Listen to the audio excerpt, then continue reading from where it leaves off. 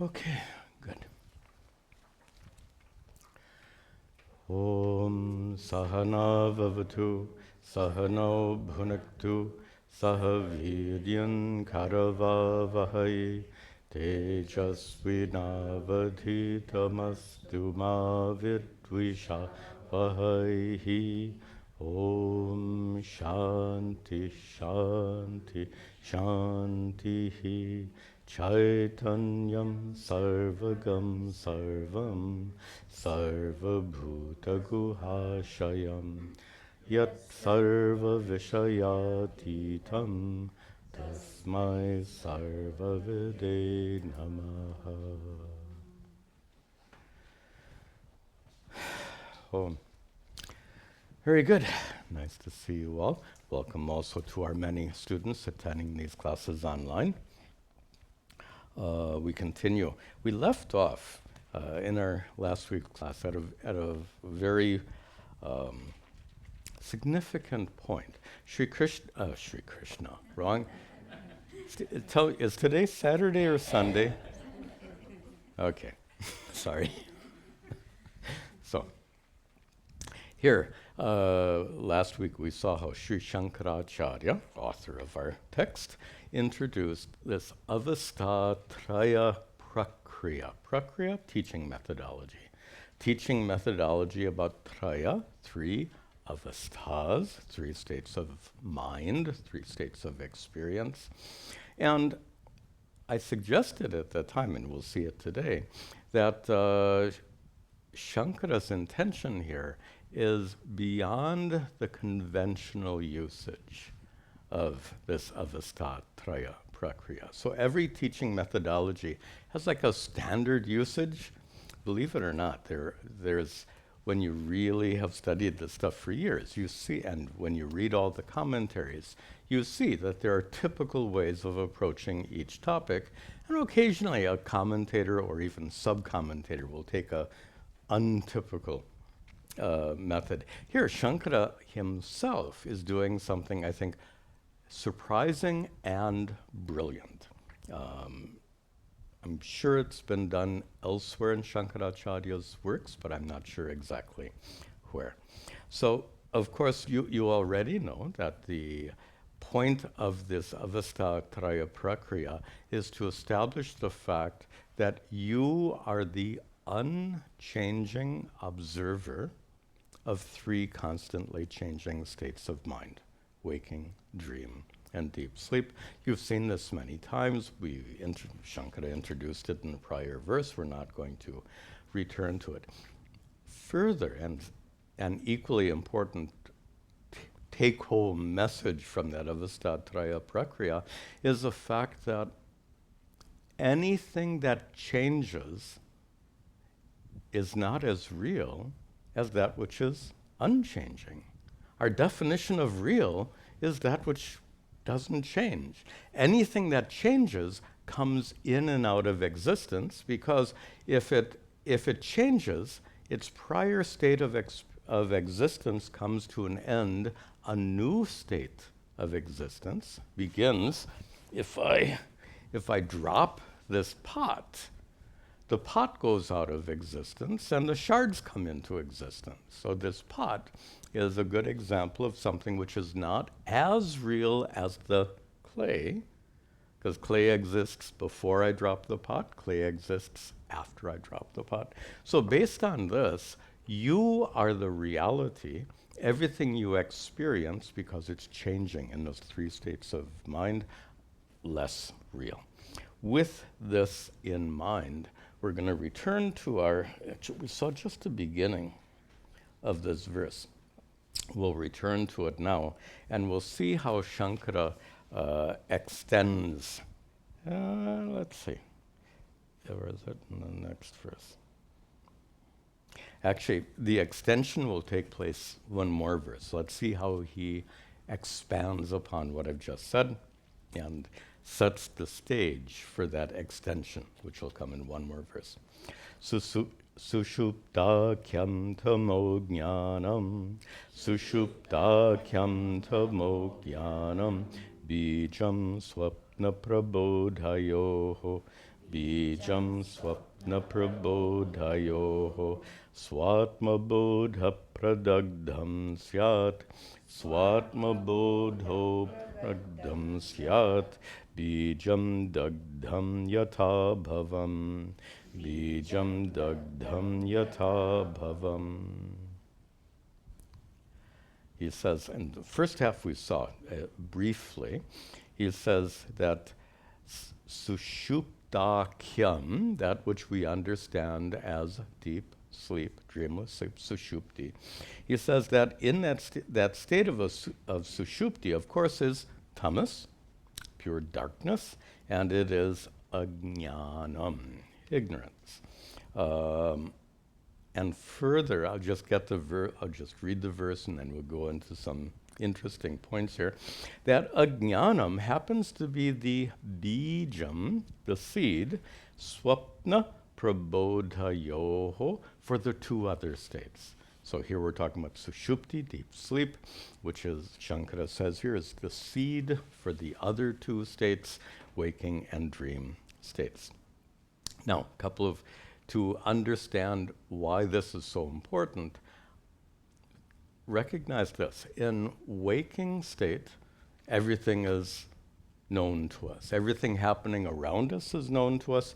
Everything happening in your mind is known to us.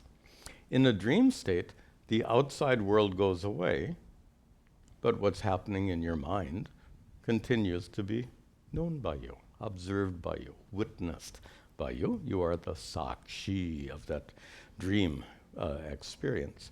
Then in deep sleep, even that goes away. The dream experience goes away. So what remains? And Shankara says right here, ajnanam remains. In deep sleep, you still have a mind. It's sometimes said that the mind disappears. Not exactly. The mind goes into a state of resolution, an unmanifest state. In that unmanifest state, definitely ignorance is still present. If ignorance went away, I suppose you would be enlightened. in deep sleep, that certainly doesn't happen. So ajnanam remains in deep sleep, and that ajnanam remaining in deep sleep is the bijam, the seed for swapna, dream experiences, and prabodha, waking state experiences. The seed in two senses. First, in a psychological sense, many those who study sleep, it's actually a big science. They say that you don't go from the waking state to the dream state. It's easy to demonstrate. They take that EEG of your mind. They can just easily see that you go first to deep sleep, and then you wake up halfway. Dream. Then you go to deep sleep, and eventually you wake up all the way. So the point here is even science demonstrates that the waking and dream states have sushupti as the bija, as the seed. So that's one way of understanding how deep sleep is the seed for the waking and dream. But now that's a psychological explanation. From the standpoint of Vedanta, we take it in a very different way. And that is, when you're dreaming, you take that dream world as being very real. Of course, when you wake up, you know it's not. Right now, you take this world as being very real. When you wake up out of the dream of ignorance, you realize it's not. As we said before, anything that comes and goes is less real than you, the unchanging consciousness who watches everything come and go. We don't normally think of it like that, but that is what we understand through the teachings of Vedanta. This world that you're experiencing right now, we don't exactly say that it's unreal. We've done this analysis before. It's not unreal like the elephant in my hand, but it certainly is less real than you, the unchanging conscious observer that watches things come and go. So the bijam here, seed, means the seed for taking things. The seed of ignorance makes you assume that the dream experiences are really happening, and the seed of ignorance makes you think this experience is real. So when we say that bijam, that seed, is ignorance, it's an ignorance that makes you, the mistake that it leads to is a wrong assumption that in a dream, whatever you experience is completely real. And in the waking state, whatever you experience is completely real. Those wrong conclusions are due to ignorance. So that's we need a little bit more. We didn't talk too much about this last week, so we've expanded it. Now the second half of the verse. Swatma bodha pradagdham syat, when this happens, when what happens? When that bijam, when that seed, which is ignorance, when that seed is pradagdham, burnt by what? Swa atma bodha, by the knowledge of your true nature, by the knowledge that Atma is unchanging, your true nature as consciousness, unchanging consciousness. That knowledge that you are unchanging consciousness metaphorically burns away that ignorance.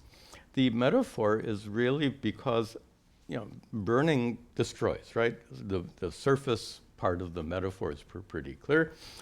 Ignorance is destroyed by the fire of knowledge. You've heard this metaphor before. And of course, it's a metaphor. But with regard to seed, it's not exactly a metaphor. You can burn seeds. In fact, when I watch ladies cook, it's one of the first things they do. They put some oil in the pan. They put some seeds, coriander seeds, whatever they're cooking, and then pop, pop, pop, pop. I watched this. It's nice. They make that. I think you call that tarka? Is that correct? Okay. Now, here's the point. Those seeds, having been burnt, if you take those seeds before they're burnt, and you plant them in some earth and add some water, they might grow. That's what seeds do. Seeds germinate. But after you've fried them in that pan, they're not going to sprout anymore. So here, we're seeing the two senses of this burning. In a very physical sense, seeds get burnt. In a metaphorical sense, the seed of ignorance gets burnt.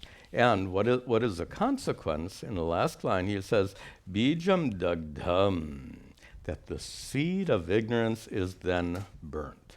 And that burnt seed is yatha abhavam, as though non-existent. Doesn't sound right. There's a nice American saying, as good as dead. That sounds kind of more idiomatic here. That seed, the seed that you fried in the pan, is not going to germinate. But look at this with regard to the metaphoric meaning. That seed represents ignorance, the ignorance that makes you assume that dreams are absolutely real and that this experience is absolutely real. That ignorance gets figuratively burned. And what's significant of that metaphor is that the seeds in the pan are burnt, but they're still there. I suppose if you turn up the heat too much, something else might happen, but those seeds are still there. But they're incapable of germinating. That metaphorically represents how waking, when the ignorance of the fact that the dream state is absolutely real, and the ignorance that makes you conclude that the waking state is absolutely real, when that ignorance is burnt, so to speak, notice that they don't go away. Just like the seed in the frying pan is still there after you're enlightened. Do enlightened people dream? Why not? Do enlightened people experience the world around them? Of course. The experiences persist, but they persist in the same way as that burnt seed. They persist in an altered way. The seeds cannot sprout. The waking and dream experiences for an enlightened person cannot germinate into suffering, so to speak. So the enlightened person continues to have normal dream and waking experiences, but without suffering, because there's no germination possible. Remember Pujya Swamiji making an interesting statement. He says, you have to, in order to suffer, he says, you have to work at it. And what he meant and what he meant by that is, if you just have an experience, it's just an experience. And an example I've used before is, suppose you get up in the middle of the night to go to the bathroom and you stub your toe and it hurts. Okay, it hurts bad. But then the suffering kicks in. Who designed this house with this door here? If the door were there, I wouldn't have stubbed my toe. So you turn it into a big thing. That's suffering. Pain, we've distinguished many times between pain and suffering. Even the enlightened person will say, ouch. But the enlightened person isn't going to go on this tirade finding someone to blame, as it were, for that pain. The enlightened person experiences a pain without suffering. That's what I meant when I quoted Pujya Swamiji as saying, you have to work at it to suffer. And that's the working on it, the additional thing. So,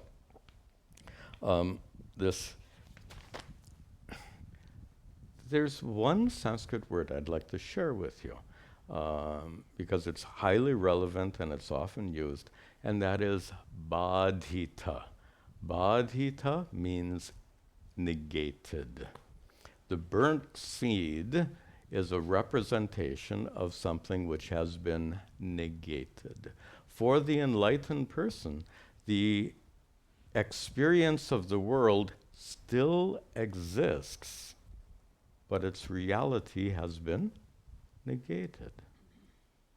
So we then say that the enlightened person continues to experience the world as before, but without suffering, and that experience is negated. And if you really like Sanskrit, we call it badhita anuvritti. Anuvritti means the continuance, the persistence. The persistence of an experience which is badhita. The seed continues to exist in the pan, even when it can't germinate. The experience of the world continues to persist, even though it can't germinate, it can't produce suffering. We call this badhita anuvritti, and a great metaphor, we've seen this metaphor before, that describes that condition of badhita anuvritti, is the experience of a lucid dream. To be dreaming, but to be somewhat awake enough that you know you're dreaming. You may or may not have had that experience, but you get the sense of it. You're dreaming, and you know it's a dream. So if you're in some rural place in India and an elephant comes charging at you, you know the elephant isn't real if it's a lucid dream. That's the point.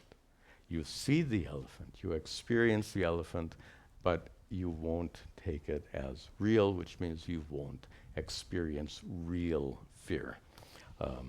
Metaphor we've used many times. By the way, I use that elephant metaphor because it's coming probably, maybe in this class or the next class, we'll see. Okay, let us continue. Now comes the, where the extension of this metaphor, of this avastha traya prakriya, an extension of it, and we'll see that here in the next verse. Tadevaikam tridhagneyam, tadevaikam tridhagneyam, maya bijam punaf kramat, maya bijam punaf kramat, maya vyatma vikaropi, maya vyatma vikaropi, bahudhaiko jalarkavata, bahudhaiko jalarkavahat. Take the word bijam in the second line. That bijam, tad eva ekam, even though that bijam, that seed, the seed of ignorance, which remains present in deep sleep, he says, Gneyam, you should understand that it is tridha. That seed of ignorance is threefold. What are the three conditions? Waking, dream, and deep sleep. Taking waking and dream as real. Of course, in deep sleep, you don't think about anything. But in waking and dream, you look around you and you say, this is real.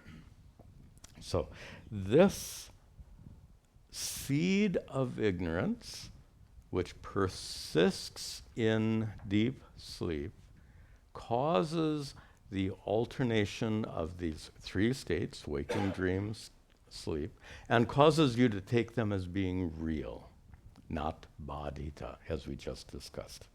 Now notice that right now, and this is just what we've seen before, but notice that punaf kramat, so they tridha, they become three, punaha, again and again, kramat, sequentially. And the sequence is not exactly waking, dream, sleep. According to psychologists, a little bit more complicated than that. It's waking, sleep, dream, sleep, dream, sleep, dream, sleep, dream, sleep, I think 5 or 6 times they say, and then waking. Actually, probably, at least for me, I wake up several times during the night. So, but if you sleep through the night, it would have that pattern. Okay, so punaf kramat, punaha kramat. Now notice we skipped the word maya. Where did this word maya come from? This is where Shankara is doing something clever. As I said, unconventional, but brilliant.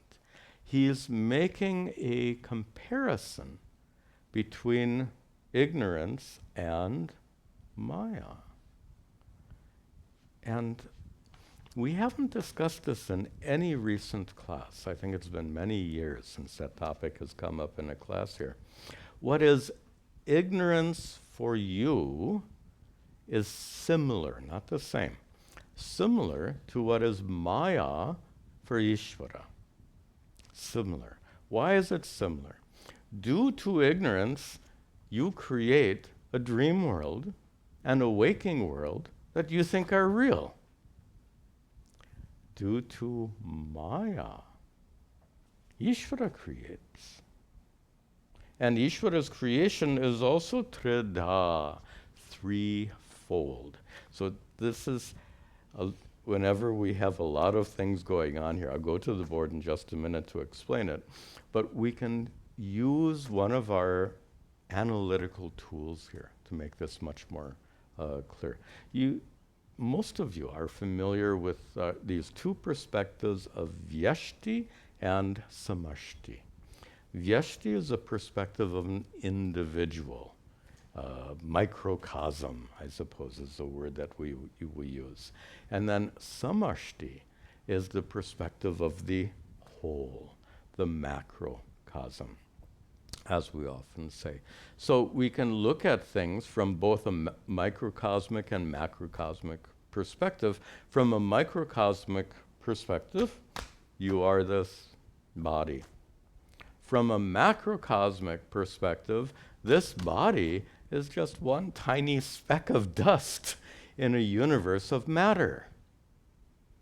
You have a subtle body inside this physical body. That's a microcosmic perspective. From a macrocosmic perspective, your subtle body, your individual subtle body, is just the tiniest part of a vast assemblage of subtle bodies. Ishvara's subtle body. We use the term Hiranyagarbha. I think that's a little too much complexity. Let me go to the board and show you some of these. Which button here? This one, and I should turn off this one. Yeah? Yeah, okay. Oops, I forgot that. Now, let's look at these two perspectives. Okay, the board is on. So, yeah. So, vyashti and samashti. Vyashti, the individual perspective, microcosm; samashti, the whole perspective, broad perspective. Let me see, what did I have in mind here? Okay, so here's something you may not have heard before. What we consider ajnana, nice if I could write, what we consider ajnana from an individual perspective, we can consider maya from this collective perspective, the samashti perspective. That's what I was suggesting before. What is ignorance for you, the individual, is like maya for the whole, who is Ishvara. And just as you, with your ignorance, you project the reality of the waking and dream states, in the same way, Ishvara, wielding this power of Maya, creates the universe. Here's an unconventional but maybe helpful way of putting it. It may not be technically correct, but it might be useful for me to say this anyway. The sum total of all the physical stuff in the universe is a way of understanding Ishvara's body. The sum total of physical stuff is Ishvara's body. The sum total of subtle stuff is Ishvara's mind. What I've said so far is absolutely fine. It's not unconventional at all. In fact, it's taught frequently. Watch what happens. In fact, let me retract that word, unconventional. This is mainstream Vedanta. So what the sum total of the physical stuff in the universe is Ishvara's body. Ishvara is then called Virat. Virat Purusha is Ishvara, whose body is the entire universe. What is your subtle body, your sukshma sharira, from a standpoint, individual standpoint, from this collective standpoint, the sum total of all the subtle stuff in the world, I said before, Ishvara's mind, and that's what we use, this fancy word, Hiranyagarbha, is used as a technical term to describe Ishvara as one who has this subtle content of the universe as his mind, his subtle body. That leads us to the third step. Suppose we consider, you have ignorance. We have a lot of ignorance, but it's your ignorance. It's your individual ignorance. Suppose we consider that ignorance from a wider standpoint, samashti. Notice one of the hallmarks of ignorance is its power to create. You create that snake in the dark alley. Ishvara didn't. You are the creator of that snake. Just to recognize that ignorance has this creative capacity, looking at it has also a covering capacity. I don't want to get into this topic, and we can spend a lot of time talking about it. So definitely Ishvara, Ajnana serves as a cover. You don't see the rope, but it also has this projecting or creative capacity. You create the snake. And how many times have you heard me define Maya as a creative capacity? So this is the metaphor. So Ajnana and Maya are related in this way. Vyashti and samashti. Now look at in the verse, he says tridha. What does he say? Or is that in the first half? Tridha nyayam. You should understand that even though the seed or Maya is one, Ajnana and Maya are one, these single entities give rise to something that's threefold. What is threefold? Let's try this here. We'll try we'll do. I think we'll use Sanskrit terminology here because this is I think you know this already. Jagrat is our word for the waking state. Dream.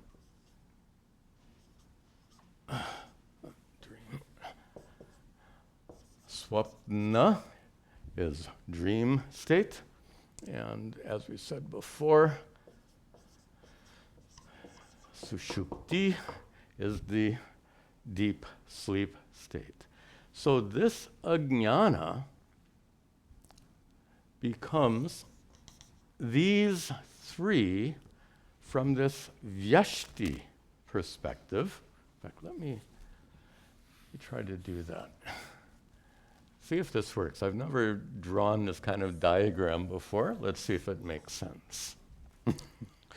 So from this vyashti standpoint, your standpoint, we have this ajnana becoming threefold: waking, dream, and deep sleep. Now, samashti. Are we still on the board? Yes, good. So I said Ishvara creates. He creates a material universe, which is sthula, physical, observable. He creates a non-physical universe, mind, senses, anything that's not tangible, which we call sukshma. And, by the way, are you seeing any? Okay. Jagrat, Swapna, Sushupti belong to the Vyashti.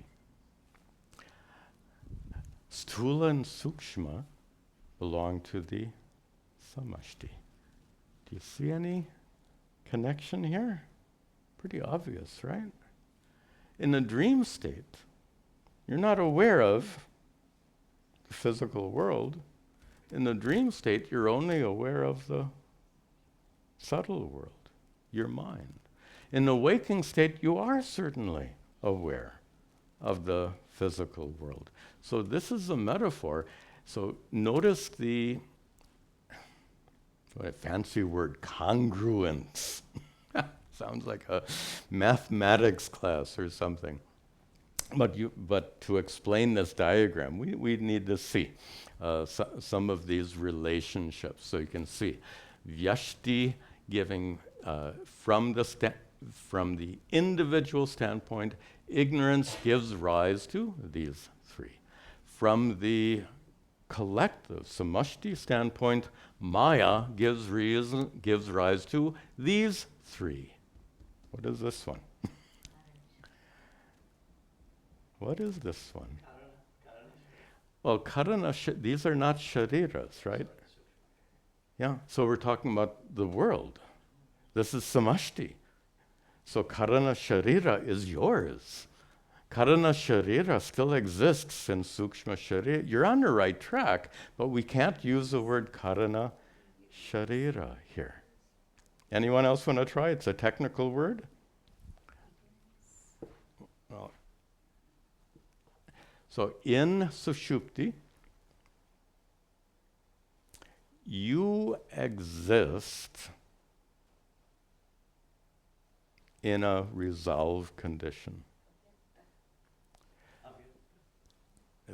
That's one of two words we can use. So, avyakta, or what I would prefer, is this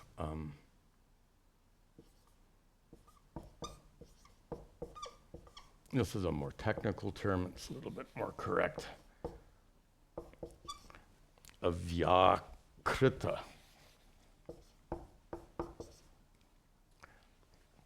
Avyakta simply means unmanifest.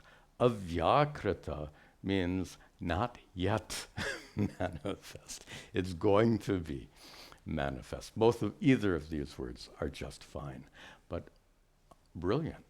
Look at this. In deep sleep, you exist in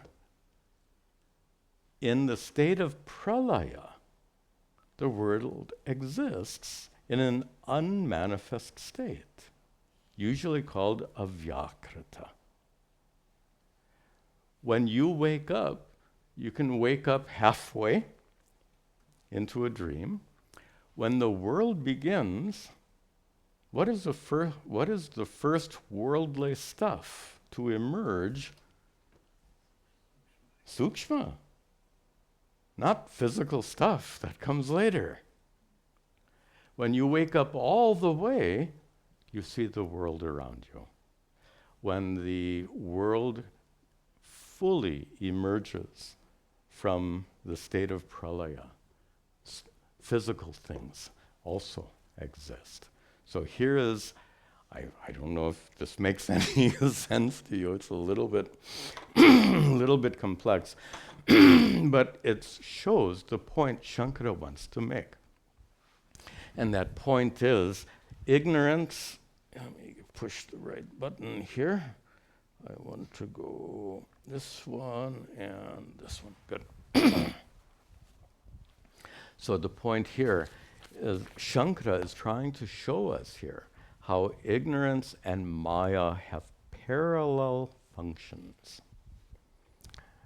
Ignorance functioning at the individual standpoint, and Maya functioning at the global samashti standpoint.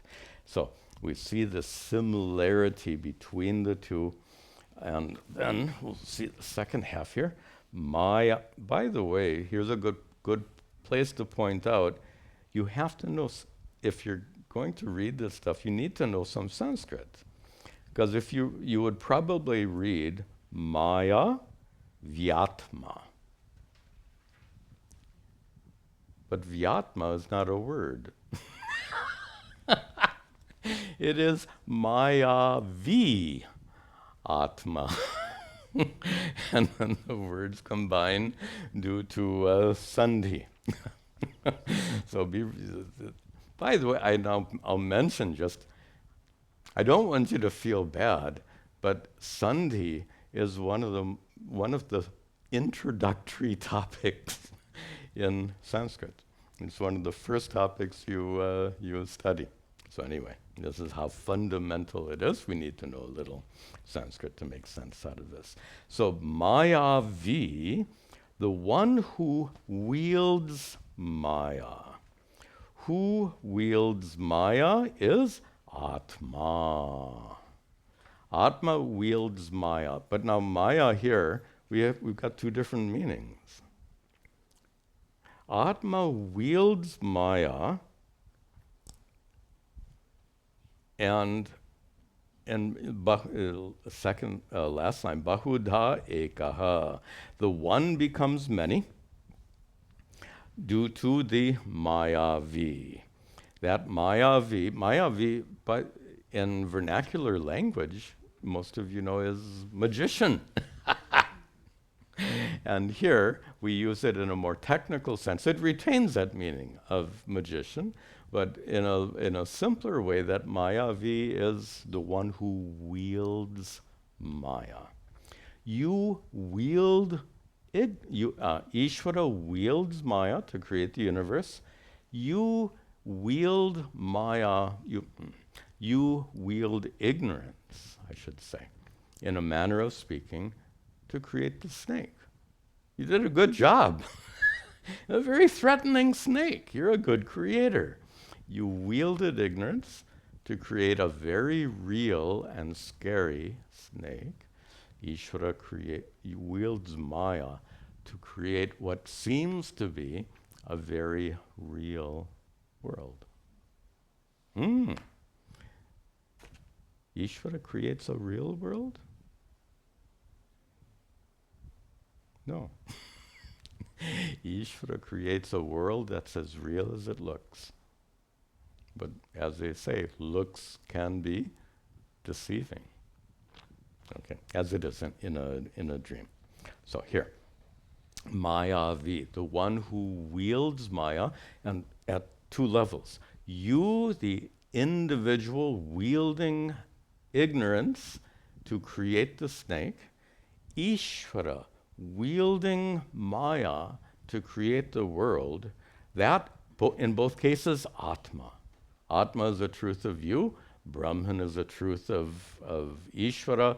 Atma is Brahman. There's no difference. Tattvamasi, we've studied that before. But that Atma is avikaraha, unchanging. So Atma, from the individual standpoint, Atma is the unchanging consciousness who, when endowed with ignorance, can create a nasty snake. In the same way, Ishvara, the essence of Ishvara is the same Atma as the essence of you. That Ishvara, that Atma of Ishvara, is associated with Maya, and wielding that Maya creates this universe, which, as we just said, is not as real as it seems. And that's what Shankara ends with here. Jala arkavat. He says, ekaha bahudha. The one becomes many. Jala arkavat.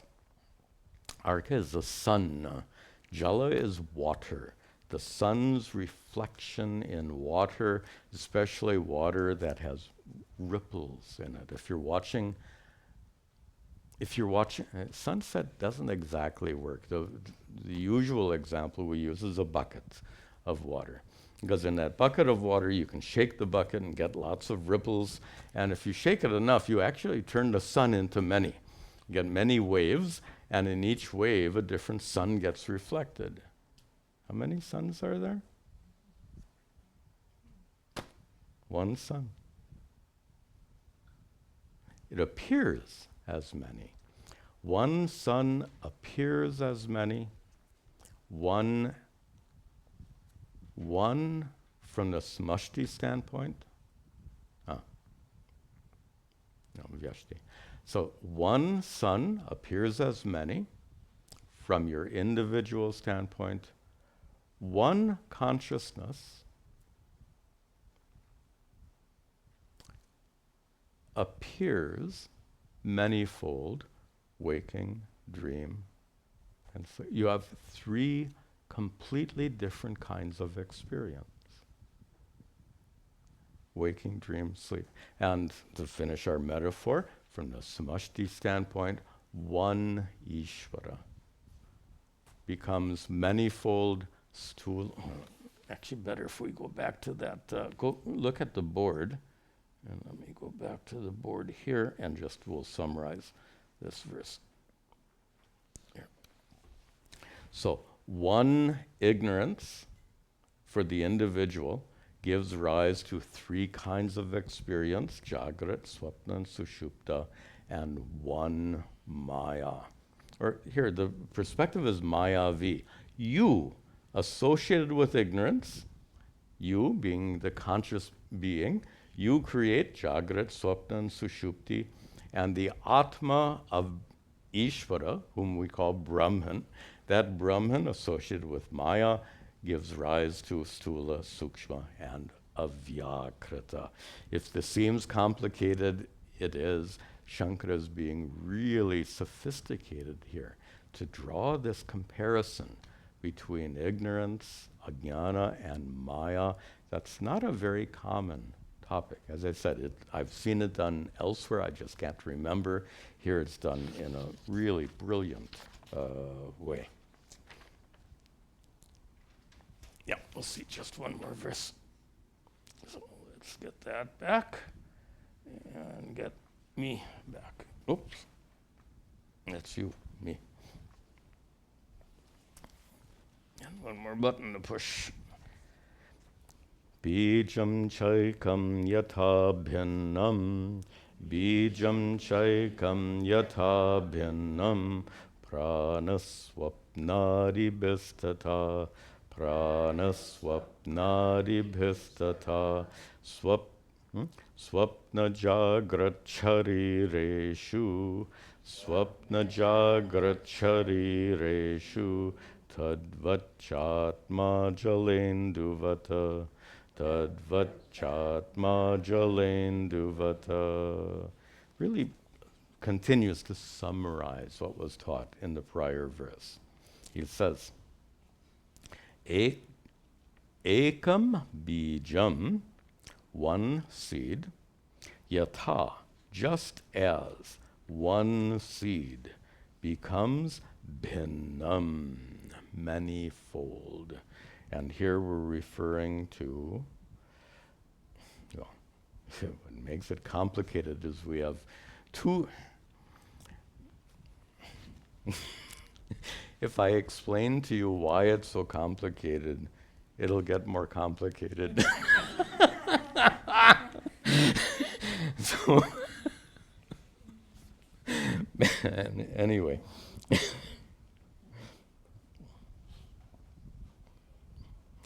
So that one seed, we'll say the seed of, okay, let's take the whole thing from the Vyashti standpoint.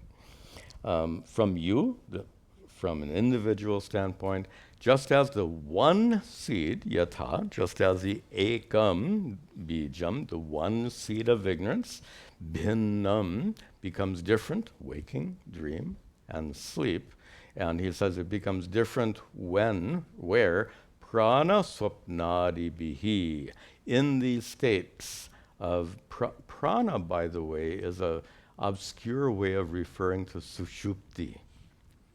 Because in sushupti, what remains is just prana. You're still alive, is the idea. The mind is functionally gone, but prana persists.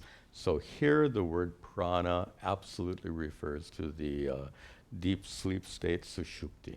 So we can even supply it. Sushupti, swapna, adi, etc. would represent Jagrat. So our three states of experience. In the three states of experience, the one seed of ignorance becomes many. Now that's from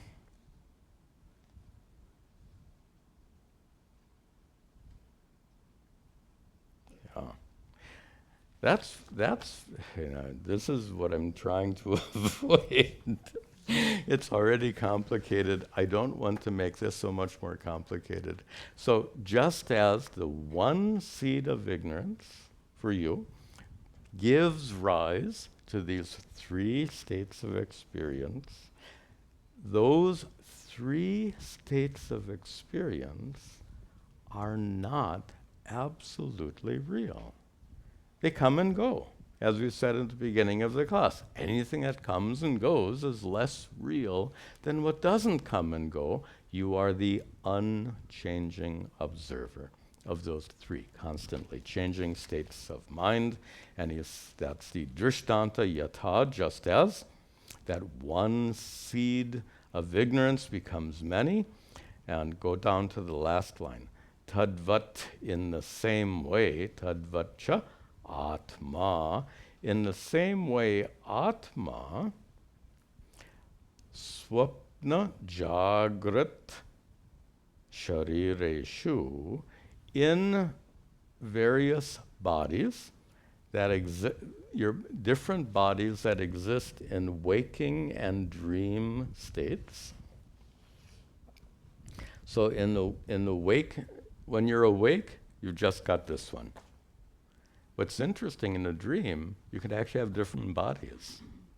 Did you ever have a body that you could fly with in a dream? That's a common dream.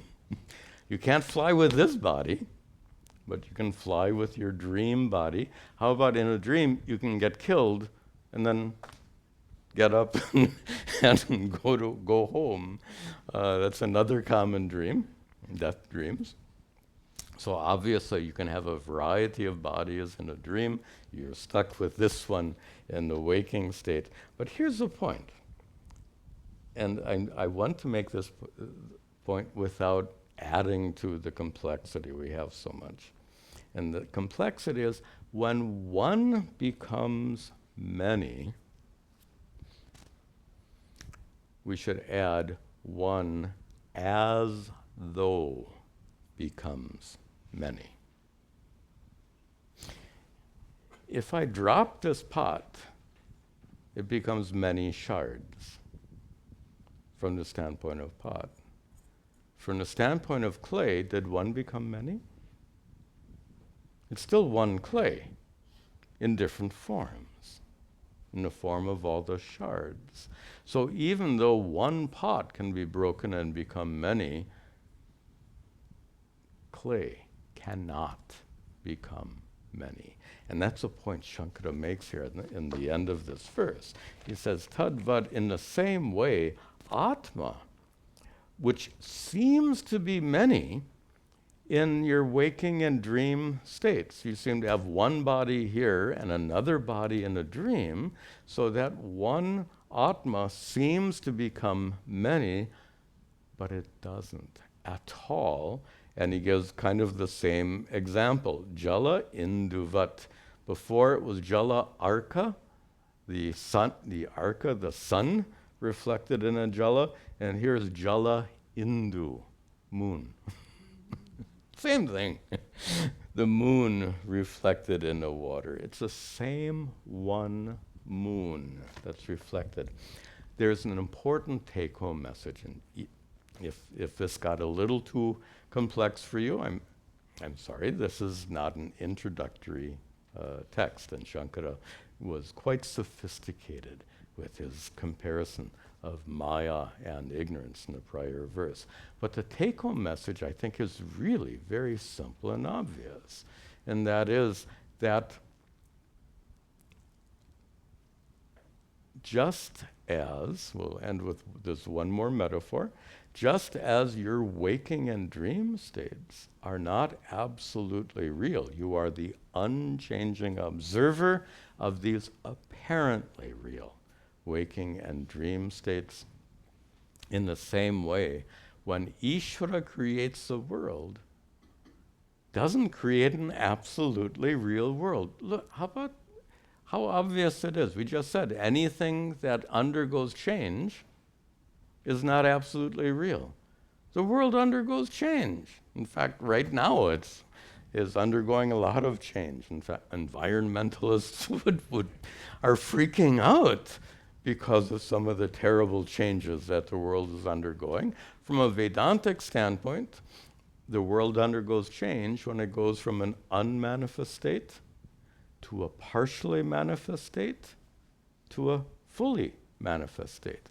From an unmanifest state, avyakrita, to a partially manifest state when the sukshma world exists, to a fully manifest state when the world exists as we know it. The world that Ishvara creates is not absolutely real. So from the individual standpoint, you are the unchanging observer, utterly unaffected by change. And even from the samashti standpoint, you are the unchanging observer, unchanged. This will stretch you. Just as you are the unchanging observer of the constant alternation of waking, dream, sleep, in the same way, you are the unchanging observer of the alternation of yugas and kalpas. That'll stretch your mind. Do you get it? You're not just the observer of these constantly changing states of experience. You are even the unchanging observer of kalpas. Universes come and go. Consciousness remains.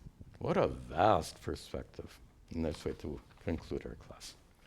Om Sarve bhavantu sukhinaha, sarve santu niramayaha, sarve bhadrani pashyantu, ma kaschid dukkha bhag bhavet, asato ma satgamaya, tamaso ma jyotirgamaya, mrityor ma amritangamaya. Om Shanti Shanti Shanti. Om Tat Sat.